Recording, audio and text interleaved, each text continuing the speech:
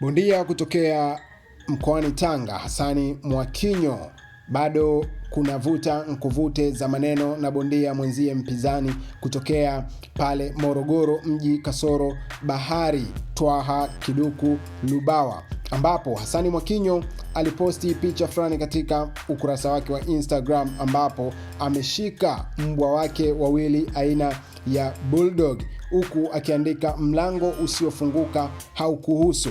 Sasa kwa Twaha Kiduku, na yeye ameamua kureply ile posti kwa kuposti na yeye katika mtandao wake wa kijamii wa Instagram, huku akiwa ameshika na yeye mbwa wake wawili aina ya German Shepherd, huku akiandika champion be fair. Hii ikiwa ina maana gani?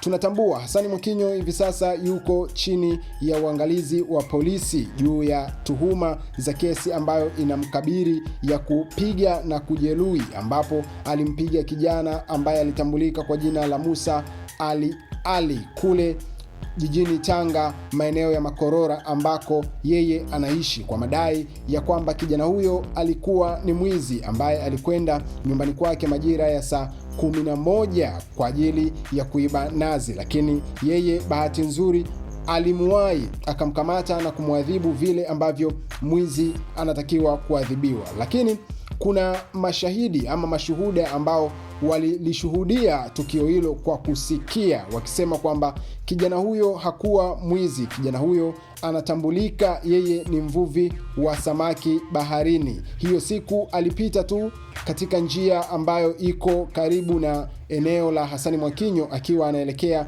katika mishe zake za kawaida. Naam, tuachane na hilo.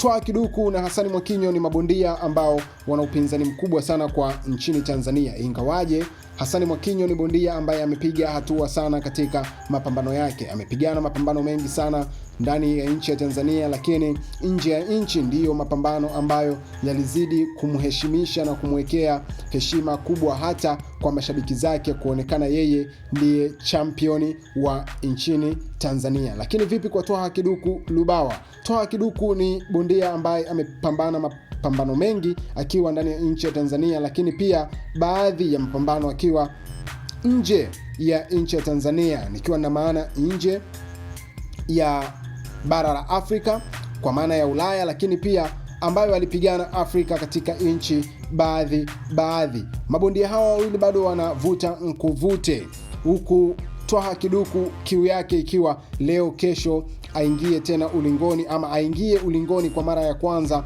na Mwakinyo Hassan, huku Hassan Mwakinyo anasema dau litakalowekwa mimi nitapambana. Ndugu mtazamaji wa All Trending TV, kama ndio mara ya kwanza unaungana nasi, gusa neno subscribe ili uwe wa kwanza kupata habari zetu.